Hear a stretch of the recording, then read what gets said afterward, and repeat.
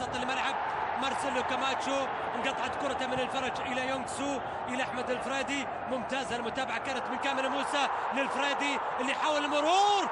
الله الله، جول جول!